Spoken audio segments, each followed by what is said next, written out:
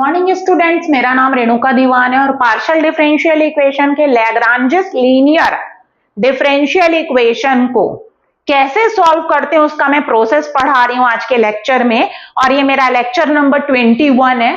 So process, क्या चीज का प्रोसेस? For solving. क्या चीज को सॉल्व करना है? लैग्रांजेस लीनियर डिफरेंशियल इक्वेशन को सॉल्व करने का प्रोसेस। 4 स्टेप्स करते हैं हम इसमें।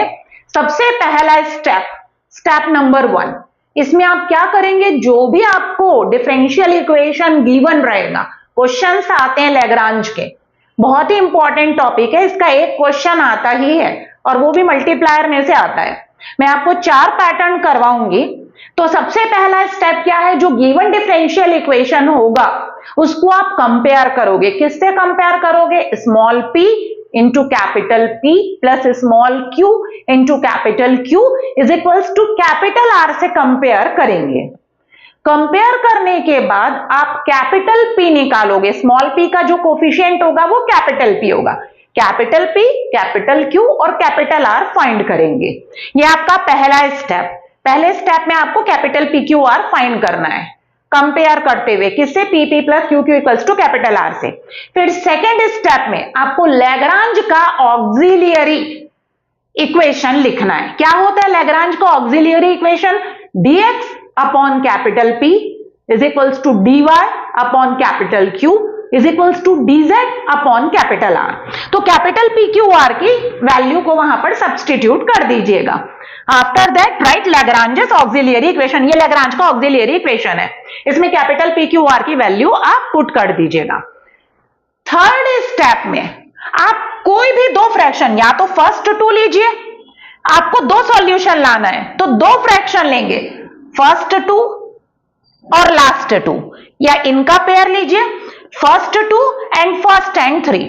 कोई 2 आपको फ्रैक्शन लेते हुए 2 सॉल्यूशन लाना है और दोनों सॉल्यूशन से हमको C1 C2 की वैल्यू मिलेगी। एक से C1, एक में हम C1 कांस्टेंट यूज करेंगे और दूसरे में हम क्या कांस्टेंट यूज करेंगे? C2। जब आप फ्रैक्शन को सॉल्व करते रहोगे तो आपके पास 2 डिफरेंशियल इक्वेशन आएगा 1 ऑर्डर 1 डिग्री का। और आप डिफरेंशियल इक्वेशन सॉल्व करना पड़े 1 ऑर्डर 1 डिग्री का, सभी लोग पढ़ चुके हैं 12th में। उसके लिए टोटल 6 मेथड होते हैं। पहला होता है सेपरेशन ऑफ वेरिएबल, दूसरा होता है होमोजीनियस, तीसरा होता है नॉन होमोजीनियस, चौथा होता है linear dy by dx plus py equals to q वाला फॉर्म, फिर पांचवा होता है Bernoulli dy by dx plus py equals to q into y to the power n, और छठवा होता है एग्जैक्ट, जो आपको अपने प्रीवियस लेक्चर में पढ़े होंगे। 12th में तो नहीं था एग्जैक्ट, बट आप प्रीवियस क्लास में रहेंगे उसमें पढ़ चुके होंगे। तो आपका आएगा 1 ऑर्डर 1 डिग्री का डिफरेंशियल इक्वेशन आएगा जब आप कोई 2 फ्रैक्शन को लेकर सॉल्व करोगे। तो बेसिकली या तो आपको सेपरेशन ऑफ वेरिएबल से बनेगा आपका, या आपका हो सकता है उससे बने dy by dx plus py is equals to q, linear differential equation से। बस ये 2 ही मेथड आएंगे, मतलब या तो सेपरेशन ऑफ वेरिएबल से बनेगा, होमोजीनियस से भी एक आध क्वेश्चन बन सकते हैं। तो 3 से बनेगा। 1 ऑर्डर 1 डिग्री का आएगा, उसमें आपको सेपरेशन लगाना आना चाहिए, होमोजीनियस का मेथड आना चाहिए, और तीसरा dy by dx plus py equals to q वाला फॉर्म, लीनियर डिफरेंशियल इक्वेशन, जिसमें हम लोग इंटीग्रेटिंग फैक्टर निकालते थे। तो तीसरे स्टेप में हम लोग कोई 2 फ्रैक्शन को लेकर 2 सॉल्यूशन निकालेंगे जिसमें C1 C2 की वैल्यू आएगी, and the last required solution निकालेंगे। कैसे? f ऑफ या फाई ऑफ लिखिए, f of C1 C2 is equals to 0। यहां पर C1 की वैल्यू रख दीजिएगा जो XYZ के फॉर्म में होगा, और C2 की वैल्यू रख दीजिएगा, and this gives the solution of Lagrange's linear differential equation.